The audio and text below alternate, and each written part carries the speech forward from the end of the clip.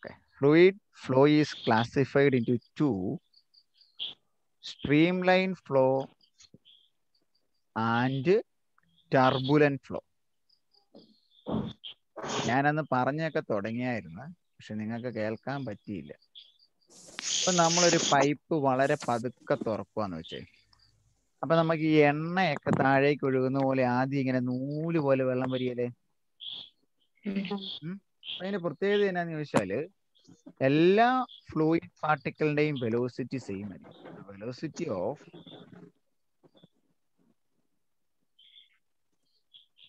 every fluid particle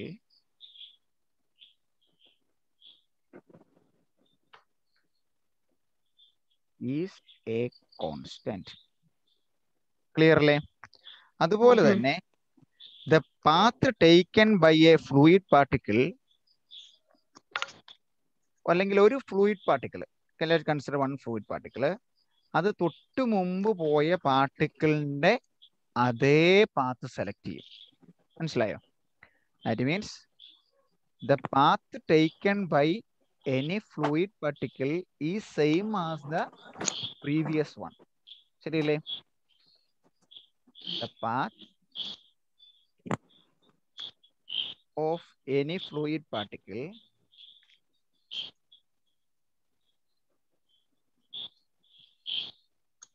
is same as the previous particle. തൊട്ട് മുമ്പ് പോയ പാർട്ടിക്കിളിന്റെ അതേ പാത്ത് ചൂസ് ചെയ്യും. ഇവിടെയാണ് നമ്മളിങ്ങനെ കൃത്യമായിട്ട് സ്ട്രീം ലൈൻ ഫ്ലോ, ഒരേ അകലത്തിൽ പാരലായിട്ട് ലൈനുകൾ വരച്ചുകൊണ്ട് we can represent the fluid flow that is in streamline motion. പക്ഷെ നമ്മൾ പൈപ്പിങ് തുറന്ന് സ്പീഡ് കൂട്ടി കഴിയുമ്പോൾ എന്നാ പറ്റും? കുറച്ച് കഴിയുമ്പോൾ എന്നാ പറ്റും? ലോസ് ദ സ്റ്റെഡിനെസ്, അല്ലെങ്കിൽ സ്റ്റെഡിനെസ് എന്ന് പറയാം അല്ലേ, അത് ടർബുലന്റ് ആകും, കുത്തി ഒഴുകാൻ തുടങ്ങും. അപ്പം ഒരു പർട്ടിക്കുലർ വെലോസിറ്റി വരെ അത് പറ്റുള്ളൂ. ഒരു വെലോസിറ്റി വരെ സ്ട്രീം ലൈൻ ഫ്ലോ നടക്കുള്ളൂ. അതിനെ നമ്മൾ വിളിക്കുന്ന പേരാണ് critical velocity. Okay. above the critical velocity,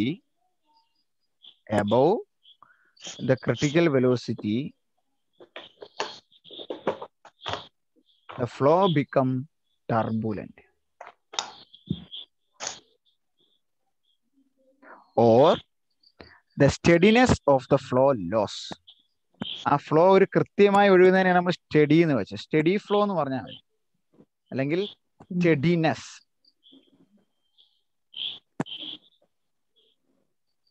of the flow losses. ഈ രണ്ട് പോയിന്റ് ഉണ്ടെങ്കിൽ നമുക്ക് സ്ട്രീം ലൈൻ ഫ്ലോ എന്നാന്നും ടർബുലന്റ് ഫ്ലോ എന്നാന്നും പറയാം. എന്തിനാണ് ഞാൻ ഈ സ്ട്രീം ലൈൻ ഫ്ലോയും ടർബുലന്റ് ഫ്ലോയും പറഞ്ഞത് Karti?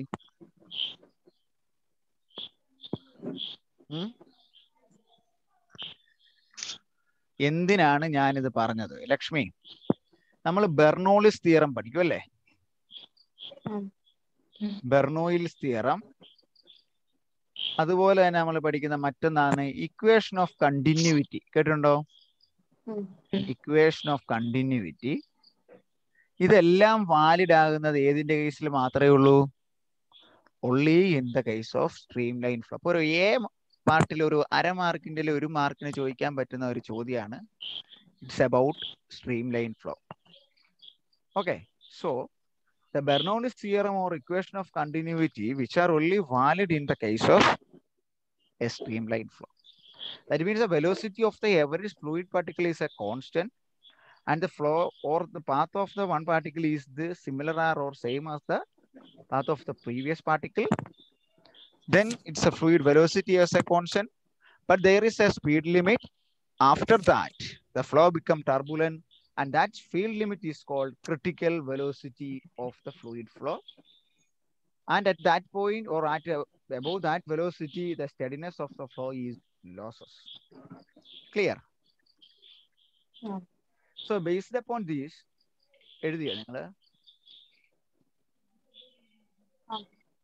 based upon this, we can say the equation of continuity. അത് വളരെ ഇമ്പോർട്ടൻ്റ് ആയ ഒരു കാര്യം. ഇക്വേഷൻ ഓഫ് കണ്ടിന്യൂവിറ്റിയുടെ ഒരു പ്രാക്ടിക്കൽ ചോദ്യം ഞാൻ ചോദിക്കാം. ഇക്വേഷൻ ഓഫ് കണ്ടിന്യൂറ്റി നമ്മളോട് പരീക്ഷയ്ക്ക് ചോദിക്കുന്ന ഒരു ചോദ്യമാണ്. എൻ്റെ കയ്യിൽ ഒരു ചെറിയ പൈപ്പുണ്ട്, എൻ്റെ കയ്യിൽ ഒരു വലിയ പൈപ്പുണ്ട്. ഒരേ റേറ്റിലാണ് ഇവിടുന്ന് ഞാൻ വെള്ളം കടത്തി വിടുന്നതെങ്കിൽ ഇതിൽ ഏതിനായിരിക്കും കൂടുതൽ വെലോസിറ്റി? ഇതിന്റെ വെലോസിറ്റിനെ ഞാൻ V1 എടുത്ത് വെലോസിറ്റിനെ കേട്ടോ. Consider 2 pipe. ചെടി നനയ്ക്കാൻ എന്തെങ്കിലും ആരെങ്കിലും ഉപയോഗിക്കുന്ന ഒന്നിന്റെ റേഡിയസ് മറ്റതിന്റെ റേഡിയസിനേക്കാൾ കൂടുതലാണ്. അങ്ങനെയെങ്കിൽ റേഡിയസ് കൂടിയതിനാണോ റേഡിയസ് കുറഞ്ഞതിനായിരിക്കോ വെലോസിറ്റി കൂടുതൽ? ഇതാണ് ഇതിനകത്ത് തന്നെ ചോദ്യം. ഏതിനായിരിക്കും വെലോസിറ്റി കൂടുതൽ?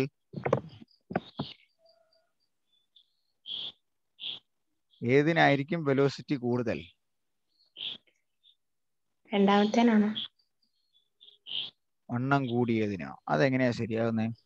നമ്മൾ ഒരു പാത്രം വെള്ളം വണ്ണം കുറച്ച പൈപ്പിലൂടെ പൈപ്പ് തുറന്നു വിട്ടാലേ കൂടുതൽ സ്പീഡിൽ തന്നെ. വണ്ണം കൂടുതലാകുമ്പോൾ നിറഞ്ഞു വരുന്നത് കുറവായിരിക്കൂലേ?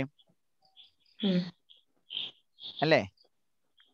അപ്പം റേഡിയസ് ലെസ്സർ ആയ പൈപ്പില് വെലോസിറ്റി കൂടുതലായിരിക്കും. ഇതായിരിക്കും ഇതിന്റെ എ പാർട്ടി ചോദിക്കുന്നത്. ഏതിലായിരിക്കും വെലോസിറ്റി കൂടുതൽ? അവിടെ തെറ്റിച്ചാൽ മൊത്തം തെറ്റും. റേഡിയസ് കൂടിയതിന് വെലോസിറ്റി കുറവായിരിക്കും. ബി പാർട്ട്, ഇത് പ്രൂവ് ചെയ്യുന്ന തിയറം ഏത്? ആ തിയറത്തിന്റെ പേരാണ് ഏത്? Equation of continuity. നമ്മൾ എന്നാ ചെയ്യാന്ന് വെച്ചാൽ ഡിറൈവ് ചെയ്യാൻ വേണ്ടി നമ്മൾ ഈ പറയുന്നത് പോലെ റേഡിയസ് വ്യത്യാസം വരുന്ന ഒരു പൈപ്പ് എടുക്കുക.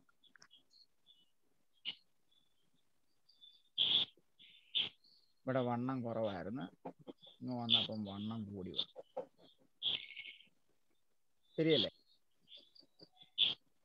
ഇവിടെ വണ്ണം കുറവായിരുന്നു, ഇവിടെ വണ്ണം കൂടുതലായി. ഇനി ഇതിനകത്തെ ഒരു ഫ്ലൂയിഡ് ഫ്ലോ, ഒഴുകുന്ന ഒരു ഫ്ലോയുടെ ഒരു ഫ്ലോ എടുക്കുക. അത് V1 എന്ന് പറയുന്ന വെലോസിറ്റിയിലാണ് ഇവിടെ ഒഴുകുന്നത്. ആ ഫ്ലൂയിഡ് ഇവിടെ വരുമ്പത്തേന് ഒരു യൂണിറ്റ് ഏരിയയിലുള്ള ഒരു ഫ്ലൂയിഡ് എടുത്തു കഴിഞ്ഞാൽ അത് ഇവിടെ വരുമ്പോൾ അതിന്റെ വെലോസിറ്റി V2 ആണ്. ഇവിടെ നമുക്കത് ΔT സമയം കൊണ്ട് കവർ ചെയ്യുന്ന വെലോസിറ്റി ആണ് V1. ഇവിടെ നമ്മളൊരു ടൈം ഡിഫറൻസ് ΔT എടുത്തെന്ന് വെക്കുക. ഓക്കെ. ഇനി ഇതിന്റെ ഈ വശത്തിന്റെ ഏരിയ A1 ആണ്, ഇവിടുത്തെ ഏരിയ A2 ആണ്. എന്നൊക്കെയാണ് പറഞ്ഞത്? ഒരു പൈപ്പ് എടുത്തു, ആ പൈപ്പിന്റെ റേഡിയസ് വ്യത്യാസമാണ്. റേഡിയസ് ഇവിടെ വേണം, ഞാൻ R1 ചുമ്മാ എടുക്കുക കേട്ടോ, നിങ്ങൾ എടുക്കേണ്ട കാര്യമില്ല. R1 R2 എന്ന് എടുത്താല് ഏരിയ എന്ന് പറഞ്ഞാൽ πr² അല്ലേ? അപ്പം ഏരിയ വ്യത്യാസം ഉണ്ടെങ്കിൽ, റേഡിയസ് വ്യത്യാസം ഉണ്ടെങ്കിൽ ഏരിയയും എന്നാ പറ്റും? വ്യത്യാസപ്പെടും. ഏരിയ വ്യത്യാസപ്പെട്ടാൽ വെലോസിറ്റിയും വ്യത്യാസപ്പെടും. ഇനി ΔT എന്ന് പറയുന്ന ടൈം ഡിഫറൻസിൽ ഇതിലൂടെ ഒഴുകുന്ന വെള്ളത്തിന്റെ സ്പീഡ് V2 ഉം ഇതിലൂടെ ഒഴുകുന്ന വെള്ളത്തിന്റെ സ്പീഡ് V1 ആണ്. അപ്പൊ നമ്മൾ എന്നാ ചെയ്യണം? Consider 2 end of a pipe, section 1 and 2. The liquid flow through the area A1 അല്ലെ end A1 with area A1 with velocity V1, and the fluid flow through the end 2 with area A2 and velocity V2. Okay. ഇനി A1 എന്ന് പറയുന്ന point എടുക്കുക, at A1 അല്ലെങ്കിൽ at first section. First സെക്ഷനിൽ ഉണ്ടാകുന്ന V1 വെലോസിറ്റിയില്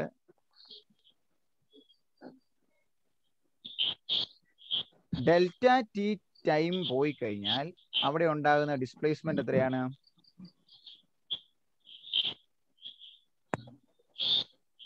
വെലോസിറ്റിയും ടൈമും തന്ന displacement എന്താ? V/ΔT ആണോ? Velocity is equal to S/T. So V into displacement is equal to V1 into ΔT. ശരിയല്ലേ?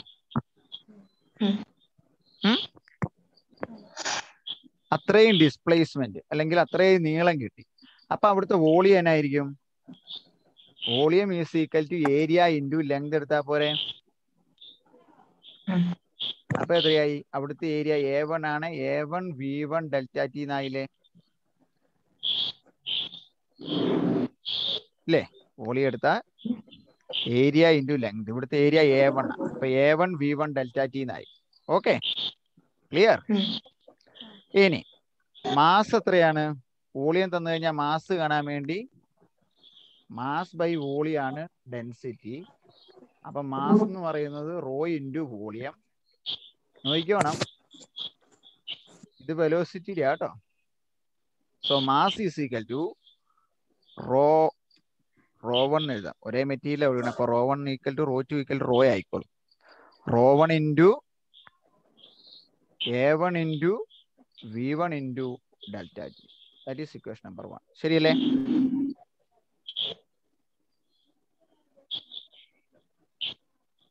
ശരിയല്ലേ?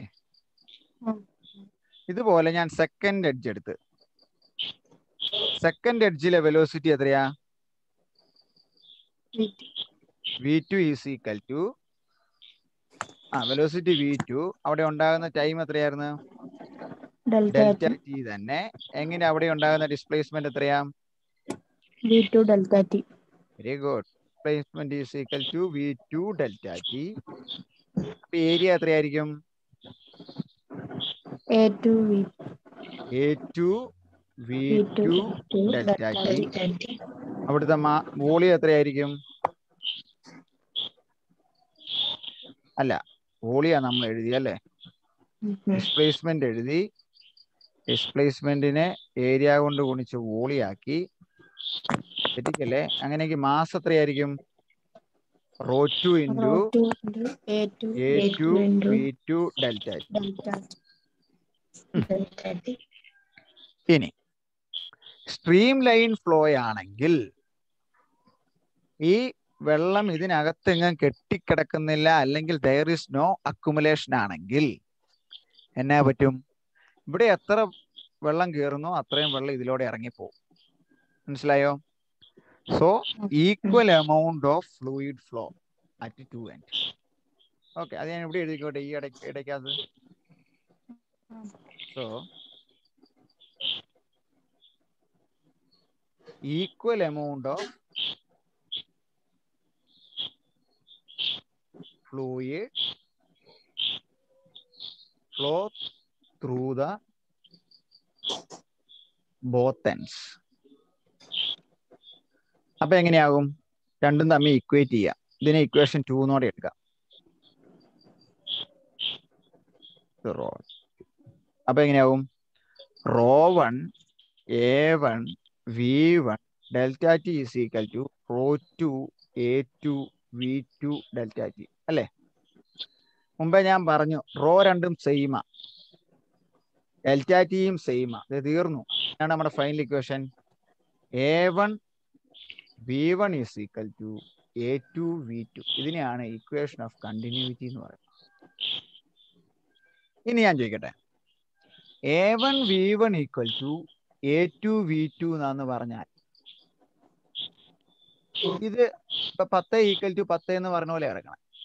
അതിൽ ഏരിയ കൂടിയ വെലോസിറ്റി എന്നാ പറ്റും? ഇതൊരു കോൺസ്റ്റന്റ് ആയിട്ട് നിർത്തണമെങ്കിൽ ഏരിയ കൂടിയ വെലോസിറ്റി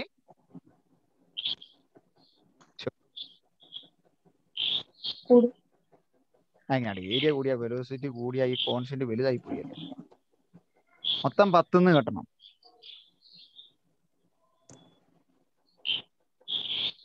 ഏരിയ 5 വെക്കുക. അപ്പൊ വെലോസിറ്റി എത്രയായിരിക്കും? 2 ആയിരിക്കും അല്ലേ? ഇവിടെ ഏരിയ 2 വെക്കുക. അപ്പൊ വെലോസിറ്റി എത്രയായിരിക്കും? 5 ആയിരിക്കും. അപ്പം ഏരിയ കൂടിയാൽ വെലോസിറ്റി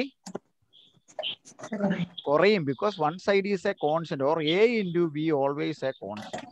ഇങ്ങനെ എഴുതണം. അപ്പൊ ഏരിയ കൂടിയ V കുറയും, V കുറഞ്ഞ ഏരിയ കൂടും. എന്തിനാണ്? A1 V1 equal to A2 V2 എന്നുള്ള ഇക്വേഷൻ ഓഫ് കണ്ടിന്യൂറ്റി നിലനിർത്താൻ വേണ്ടി. ഇതല്ലേ ഞാൻ ആദ്യം പറഞ്ഞത്? ഏരിയ കുറഞ്ഞപ്പം വെലോസിറ്റി കൂടി, ഏരിയ കൂടിയപ്പോൾ വെലോസിറ്റി കുറഞ്ഞു. Very very important. പ്രൂവ് ചെയ്ത് വന്ന കണ്ടോ? അപ്പം ഫിഗർ വരച്ച് ഓരോന്നിന്റെ റെപ്രസെന്റേഷൻ എഴുതുക. അറ്റ് A1 എന്ന് പറഞ്ഞ് കേസ് 1 എല്ലാം കൊടുത്ത് ഇത് എഴുതുക. കേസ് 2 എന്ന് പറഞ്ഞ് ഇതുപോലെ സ്റ്റെപ്പായിട്ട് എഴുതുക. എന്നിട്ട് ഇവിടെ പറഞ്ഞു 1 = 2 എന്നെടുക്കുക. അതിനകത്ത് A1 B1 = A2 B2. That is equation of continuity or A × V = a constant. A × V 10 നിർത്തണമെങ്കിൽ A 5 ആയ V 2 ആവും. A 2 ആയ V 5 ആവും. അപ്പൊ A കൂടിയ V കുറയും, V കൂടിയ A കുറയും. ശരിയല്ലേ? ആ ഐഡിയ മനസ്സിലായോ? അത് മനസ്സിലായില്ല നിങ്ങൾ എല്ലാം തെറ്റിക്കും. അതാണ് പറയുന്നത്. പൈപ്പിന്റെ ഏരിയ കൂടിയ വണ്ണം കൂടി, റേഡിയസ് കൂടി, വെലോസിറ്റി കുറഞ്ഞു. ഏരിയ കുറഞ്ഞു കഴിഞ്ഞാൽ റേഡിയസ് കുറഞ്ഞു, വെലോസിറ്റി കൂടി. Am I right? ഞാൻ പറഞ്ഞത് ശരിയല്ലേ? ക്ലിയർ അല്ലേ പറഞ്ഞത്? വളരെ വ്യക്തമല്ലേ? വരച്ച് നല്ല മെനക്ക് എഴുതിക്കോ. Sure question.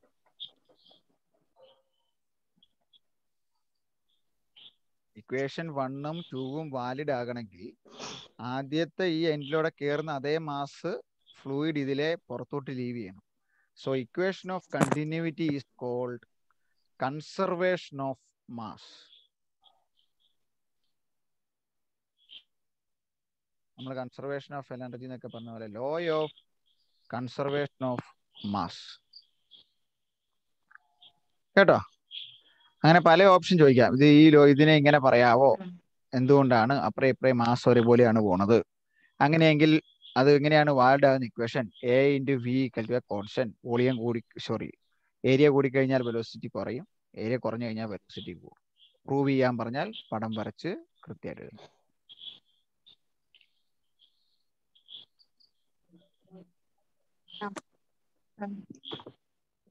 ഹെഡിങ് എഴുതിക്കോ, ബെർണോളിസ് തിയറം.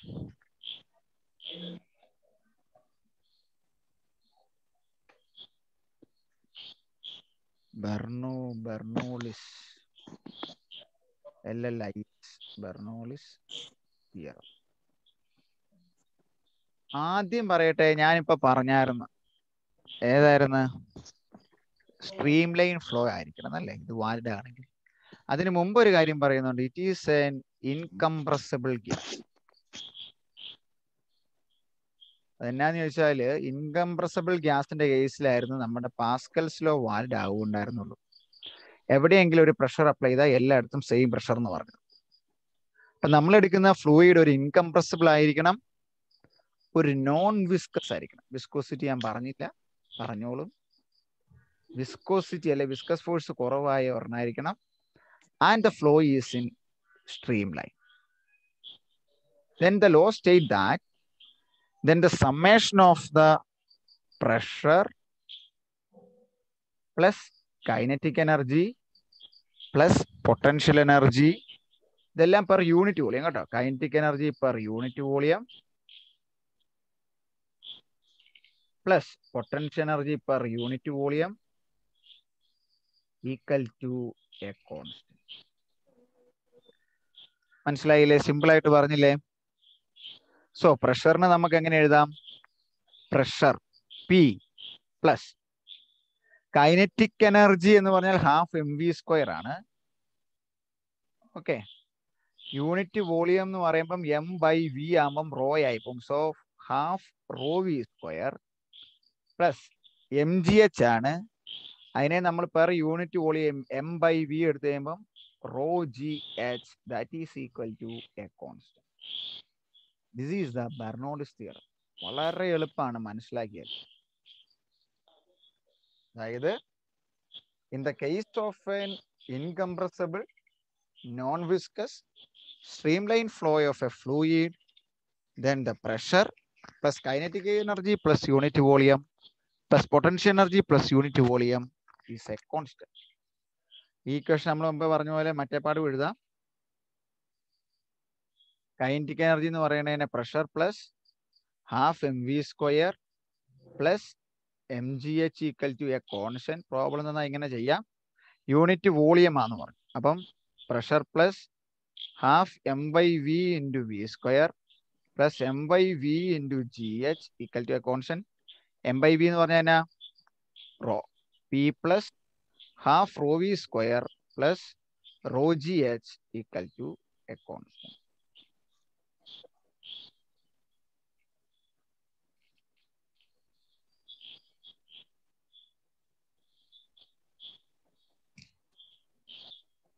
കിട്ടിയ ലോ പഠിച്ചോ? എനിക്ക് തോന്നുന്നത് നിങ്ങൾ പഠിക്കേണ്ട ഒരു കാര്യമില്ല, വളരെ സിമ്പിൾ ആണ്. Pressure plus kinetic energy plus potential energy, അത് രണ്ട് യൂണിറ്റ് വോളിയത്തിലാണ്. അപ്പം pressure plus kinetic energy per unit volume plus potential energy per unit volume is a constant. തിരിച്ചെഴുതാം ഇക്വേഷൻ ആയിട്ട്, P plus half rho V square plus rho G H equal to a constant. എന്റെ internet unstable ആയി തോന്നുന്നു. Anyway ഇത്രയിലും എടുക്കാൻ പറ്റില്ല, ഭാഗ്യം. നിങ്ങൾക്ക് ഞാൻ പറയുന്ന കേൾക്കുന്നുണ്ടോ കുട്ടികളെ?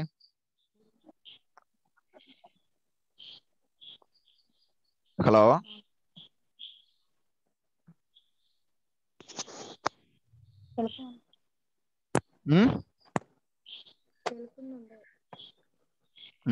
എന്നാ ഞാൻ ഡിറൈവ് ചെയ്യട്ടെ ബെർണോൾസ് തിയറം. ഇത് എഴുതിയെടുത്തോ. ഇത് പ്രൂവ് ചെയ്ത് നമുക്ക് അവസാനം P plus half rho V square plus rho G H ഒരു കോൺസ്റ്റന്റ് ആണ്. തുടങ്ങട്ടെ. എപ്പോഴും ചോദിക്കും ഇതിന്റെ ഡെറിവേഷൻ. പക്ഷെ ഇത് ഞാൻ ഈ പറയുന്ന പോലെ A1 എന്നാ V1 എന്നാന്ന് കൃത്യമായിട്ട് പറയുകയാണെങ്കിൽ ഭയങ്കര എളുപ്പമായത്. നോക്കിക്കണം, കുറച്ച് ഇടയൊക്കെ കൂടുതൽ വേണം. സാധിക്കുന്നെങ്കിൽ ഞാൻ എഴുതി പകുതിയൊക്കെ ആകുമ്പോൾ നിങ്ങൾക്ക് പറ്റുന്നെങ്കിൽ ഒരു സ്ക്രീൻഷോട്ട് എടുത്തിട്ടേക്കാം, റേഞ്ച് പോയാലും നഷ്ടപ്പെട്ടു പോകല്. സോ മുമ്പേ നമ്മൾ കൺസിഡർ ചെയ്ത പോലെ തന്നെ ഒരു ഫ്ലൂയിഡ് ഫ്ലോ കൺസിഡർ ചെയ്യാണ്. പക്ഷെ ഇവിടെ കൺസിഡർ ചെയ്യുമ്പോൾ ആദ്യം നമുക്കൊരു ഗ്രൗണ്ട് ലെവൽ വേണം. ഹൈ ഡിഫറൻസ് എടുക്കാനാട്ടോ, വേറൊന്നിനു വേണ്ടി. ഇവിടെ നമ്മൾ പറഞ്ഞ പോലെ ഒരു ഏരിയ കുറഞ്ഞ ഒരു പൈപ്പ്, അത് ഈ പറയുന്ന പോലെ ഇവിടെ വരുമ്പോൾ ഏരിയ കൂടുന്ന ഒരു പൈപ്പ്.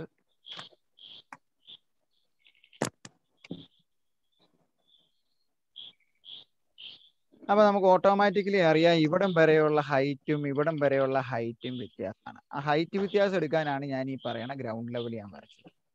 ആദ്യത്തെ ഭാഗത്തിന് ഞാൻ H1 എടുത്തു, ഈ ഹൈറ്റിന് ഞാൻ H2 എടുത്തു. ഇതിന്റെ സെന്റർ വരെയുള്ള ഹൈറ്റ് കേട്ടോ.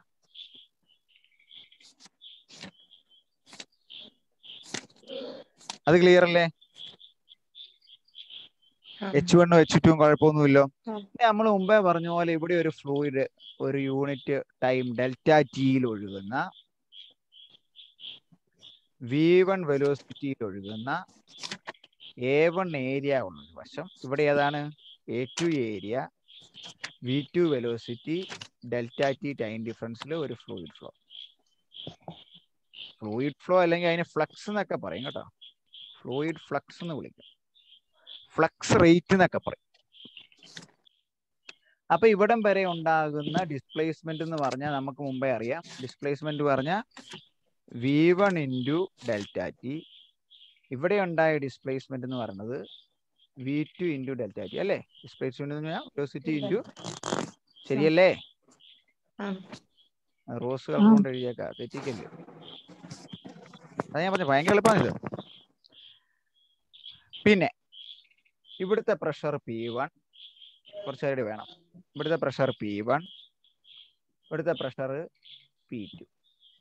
ഇത്ര ഇരിക്കട്ടെ. എനിക്ക് തോന്നുന്നു ഈ പല കുട്ടികളും തെറ്റിക്കുന്നതന്നെ അറിയാം. ഈ V1 എന്നുള്ളത് വെലോസിറ്റി വരും, ചിലപ്പോൾ വോളിയം എന്നൊക്കെ മാറ്റിയൊക്കെ എഴുതും. അപ്പൊ ആ ഈ വ്യൂ എല്ലാം മാറിപ്പോകും, അവസാനം ഡെറിവേഷൻ തെറ്റിക്കും.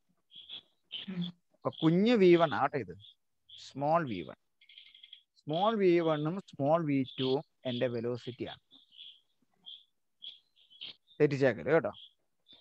പച്ച കൊണ്ട് എഴുതി ഞാൻ സ്മോൾ ഇട്ടിട്ടുണ്ട്, അവിടെ സ്മോൾ ഇടാൻ ഇടയില്ലെന്നോ, അത് വിട്ടിട്ട് സ്ക്രീൻ പോയി.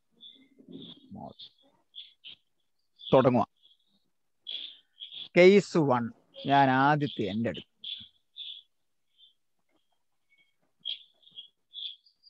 ഈ end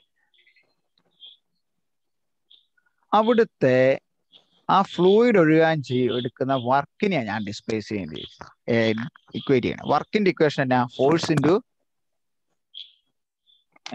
work is equal to force into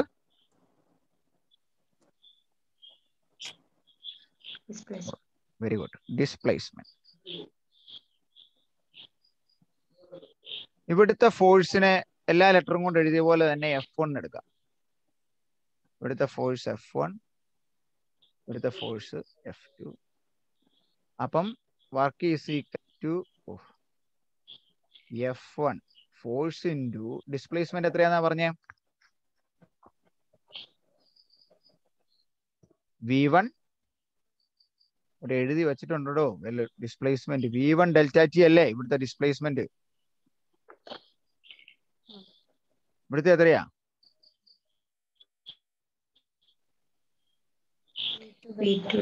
V2 delta T. അപ്പൊ ഇത് കിട്ടിയില്ലേ? Work is equal to force into displacement. സംശയം ഉണ്ടോ? ഇതറിയാമെങ്കിലേ മുമ്പോട്ട് പോകാൻ പറ്റുള്ളൂ. ചോദിക്കാൻ പെട്ടെന്ന് പറഞ്ഞ ഉത്തരം പറ. Force into displacement. ഇനി ഫോഴ്സിനെ പ്രഷർ ഇൻറ്റു ഏരിയ എന്ന് എഴുതത്തില്ലേ? F/A അല്ലായിരുന്നോ പ്രഷർ? നമ്മൾ ബൾക്ക് മോഡുലസ് പഠിച്ചപ്പം പഠിപ്പിച്ച pressure is equal to F/A എന്ന് പഠിപ്പിച്ചില്ലേ? അപ്പൊ F1 പകരം P1 A1 into V1 delta T എന്ന് എഴുതാം അല്ലേ? ശരിയല്ലേ? ഇനി നോക്കിക്കേ, ഇത് മുമ്പേ ചെയ്ത ഏരിയ ഇൻറ്റു ഡിസ്പ്ലേസ്മെന്റ് എന്താവും? വോളിയാവും. ഏരിയ ഇൻറ്റു ഡിസ്പ്ലേസ്മെന്റ് മൊത്തം വോളിയായി. അപ്പം P1 ഇൻറ്റു ഡെൽറ്റ വി അതാണ് ചേഞ്ച് ഇൻ വോളിയം എന്ന് എടുത്തു. That is equation number 1. So that is A work. ആ എൻഡിലെ പ്രഷർ ഇൻറ്റു എത്ര വോളിയത്തിന് ചേഞ്ച് ഉണ്ട്, ഏതായിരിക്കും അവിടെ ചെയ്യുന്ന വർക്ക്. ക്ലിയർ ആയോ? സ്റ്റെപ്പുകൾക്ക് സംശയം ഉണ്ടെങ്കിൽ ചോദിച്ചോണം. കാർത്തി ക്ലിയർ ആണോ? ഇതറിയാലോ, ഏരിയ ഇൻറ്റു ഏതെങ്കിലും ലെങ്ത് അല്ലെങ്കിൽ ഡിസ്പ്ലേസ്മെന്റ് ഗുണിക്കുമ്പോൾ വോളിയം. അപ്പൊ ഇത് ഈ ഡെൽറ്റ വി എന്ന് പറയണത് എന്നാണ്? വോളിയ കേട്ടോ. ആ വ്യത്യാസം മനസ്സിലായി? ഇത് ക്യാപിറ്റൽ വി ആയിട്ട് എഴുതണം, ഇത് ചെറിയ വി അല്ല, ഇത് ചെറിയ വി ആയിരുന്നു ഡിസ്പ്ലേസ്മെന്റ് എഴുതാൻ വേണ്ടി. ഇത് രണ്ടും ചെറിയ വി, ഇത് വലിയ വി. സിമിലർലി രണ്ടാമത്തെ എൻഡിലെ വർക്കിനെ എങ്ങനെ എഴുതാം? നിങ്ങൾ പരീക്ഷയ്ക്ക് മുഴുവൻ എഴുതി കാണിക്കാനൊന്നും പോകണ്ട. കേസ് 2 രണ്ടാമത്തെ എൻഡിലെ വർക്കിനെ എങ്ങനെ എഴുതാം? P2 delta V. That is equation number. ശരിയല്ലേ? ഇനി ഈ വണ്ണം കുറഞ്ഞെടുത്താണോ വണ്ണം കൂടിയെടുത്തായിരിക്കോ പ്രഷർ കൂടുതൽ?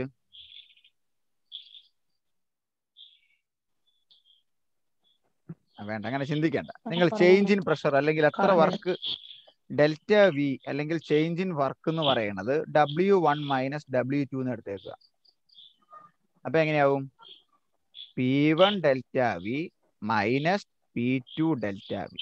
ഡെൽറ്റ വി കോൺസ്റ്റന്റ് ആണ്. അപ്പം P1 minus P2 into delta V. That is a delta W.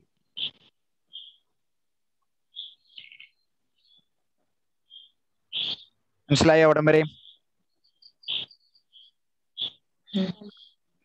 ഇത്രയെന്ന് പറയുന്നതാണ് ഞാൻ ഇവിടെ പറഞ്ഞ വർക്ക് അല്ലേ?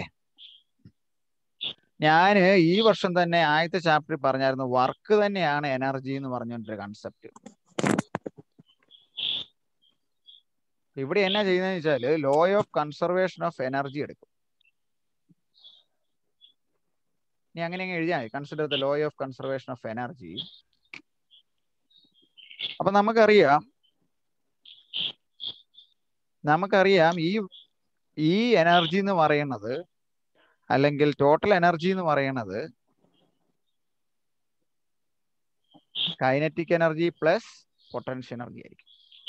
ശരിയല്ലേ? പറ. ചേഞ്ച് ഇൻ കൈനറ്റിക് എനർജി അങ്ങനെ എഴുതാം, വ്യത്യാസപ്പെട്ടത്. Change in kinetic energy plus change in potential energy. That is a change in energy. അങ്ങനെയല്ലേ? ഡെൽറ്റ W അല്ലേ? Change in total energy equal to എഴുതാം. അപ്പം P1 minus P2 into delta V equal to kinetic energy equation half mv².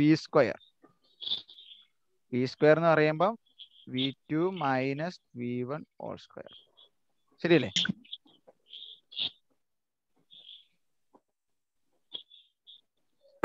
V² വിക്ക് മാത്രമല്ല, അപ്പൊ V2² minus V1² എന്ന് എഴുതിയാൽ മതി. ശരിയല്ലേ? ചേഞ്ചിനാ വേണ്ട. അപ്പം വ്യത്യാസം V2 മൈനസ് V1. ആ വി എന്നാണ്? വെലോസിറ്റിയാ കേട്ടോ, തെറ്റിപ്പോകരുത്. ആ വി എന്നാണ്? ഇത് വെലോസിറ്റിയാ, ഇത് വോളിയാ, ഇത് വോളിയാ, ഇത് velocity. So kinetic energy equation, potential energy equation ഏതാണ്? Plus mgh, change in mass ഉണ്ടാകും, g കോൺസ്റ്റന്റ് ആണ്, ngh, h എന്ന് പറഞ്ഞാൽ ഏതാണ്? H2 ആണ് ഉള്ളത്. സോ H2 മൈനസ് H1. ശരിയല്ലേ?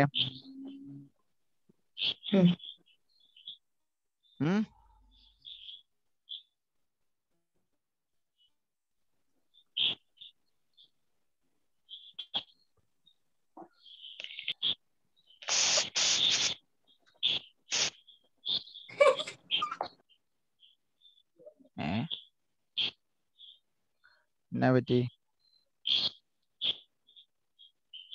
തെറ്റിപ്പോയോ? ഹലോ, ആരെങ്കിലും ചിരിച്ചായിരുന്നോ?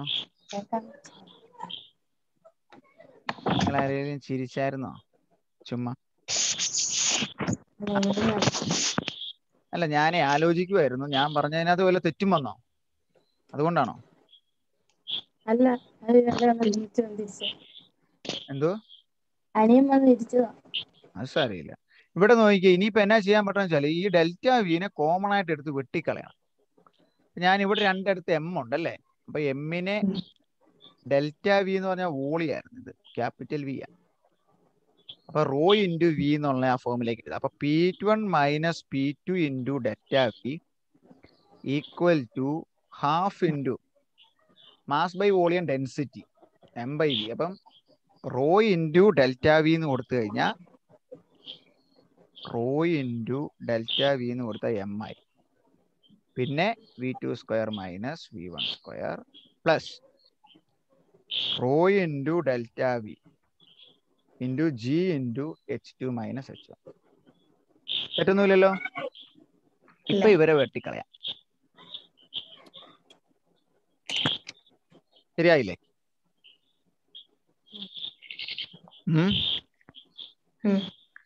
വണ്ണിനെ എല്ലാം ഒരു വശത്തേക്ക് കൊണ്ടുവരിക, ടൂവിനെ എല്ലാം മറ്റേ വശത്തേക്ക് കൊണ്ടുപോകുക. വണ്ണുള്ളതെല്ലാം ഒരു വശത്തേക്ക് കൊണ്ടുപോകാം. അപ്പം P1 ഇവിടെ ഉണ്ടല്ലേ, P1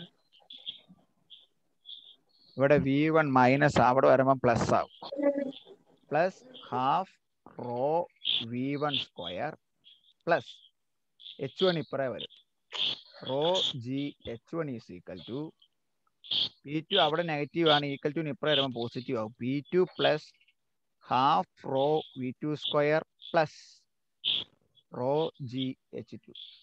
ശരിയല്ലേ? തീർന്നു. E1 പ്ലസ് ഇതെല്ലാം ഈക്വൽ ടു ഇതെല്ലാം ഇതാണെങ്കിൽ that is equal constant P plus half rho V square plus rho G H equal to a constant. Very simple ആയിട്ട് എങ്ങനെ എന്നെ ചെയ്യണമെന്ന് നോക്കാം. എന്തിനെയൊക്കെ എടുത്താൽ എന്തിനെയൊക്കെ കളയാമെന്ന്. ഓക്കെ, പോളിയെല്ലാം വെട്ടിപ്പോവും ഉണ്ടോ? അവസാനം വരുന്നതിനകത്തെ ഈ വി എന്നാണ്? വെലോസിറ്റിയാ. ഈ V2, ഈ V1, ഈ V2, ഈ ഇതും കണ്ടോ? പോളിയെല്ലാം വെട്ടിപ്പോയിട്ട് വെലോസിറ്റിയുടെ ടേമിൽ മാത്രമാകും. Pressure plus kinetic energy plus unit volume plus potential energy plus unit volume is A constant. Very important. ഇനി അങ്ങോട്ട് കുറെ ചോദ്യങ്ങൾ ഇങ്ങനെ ഉണ്ടാകും. ടോറിസലി ഇക്വേഷന്റെ പ്രിൻസിപ്പിൾ ഏതാ? എന്നെ എഴുതണം? Bernoulli's theorem. വെഞ്ചുറി മീറ്ററിന്റെ പ്രിൻസിപ്പിൾ എന്നാണ്? പറ. Bernoulli's theorem. നമ്മളെ അറ്റോമൈസർ, സ്പ്രേയർ, മരുന്നടിക്കുന്ന സാധനം, സ്പ്രേ അടിക്കുന്ന സാധനം, വിഷം അടിക്കുന്ന സാധനം, ഇതിന്റെ എല്ലാം പ്രിൻസിപ്പിൾ എന്നാണ്? Bernoulli's theorem. സ്പിൻ ബോൾ ചെയ്യുന്ന അല്ലെ മുകളിലേക്കും താഴേക്കും ഉയരുന്നതിന്റെ മാഗ്നസ് എഫക്റ്റ് എന്നാ പറയണേ. അതിന്റെ തിയറി ഏതാണ്, പ്രിൻസിപ്പിൾ ഏതാണ്? Bernoulli's theorem. ഇപ്പൊ മനസ്സിലായോ? എന്തെങ്കിലും ഒരു ആപ്ലിക്കേഷൻ തന്നേച്ച് ഓപ്ഷൻ എ അത് ചോദിക്കും. ഓപ്ഷൻ എ ആയിട്ട് എന്നാ ചോദിക്കും? ഏത് തിയറാന്ന് ചോദിക്കും. അപ്പൊ ഏത് എഴുതണം? Bernoulli's theorem. ബി ആയിട്ട് അത് എന്നാന്ന് എഴുതണം? P plus half rho V square plus rho G H equal to a constant. സി ആയിട്ട് അത് പ്രൂവ് ചെയ്യണം. ഇങ്ങനെയായിരിക്കും ഇതിന്റെ ചോദ്യം വരുന്നത്. 1, 1, 3 ആയിരിക്കും. 3, 2, 5 മാർക്കിന്റെ ചോദ്യമായിരിക്കും. ചിലപ്പം അര 3 ആയിരിക്കും. 4 മാർക്കിന്റെ ചോദ്യമായിരിക്കും. ക്വസ്റ്റ്യൻ എത്ര ക്വസ്റ്റ്യൻ വേണേലും ആപ്ലിക്കേഷൻ ഞാൻ എടുത്ത് കാണിക്കാം, ടെക്സ്റ്റ് ബുക്കിൽ നിന്നും പ്രീവിയസ് ക്വസ്റ്റ്യൻ പേപ്പർ. ഇത് നെറ്റ് പോകാതെ പഠിപ്പിക്കാൻ പറ്റിയതിന് നന്ദി ഉണ്ടാവട്ടെ. Thank you.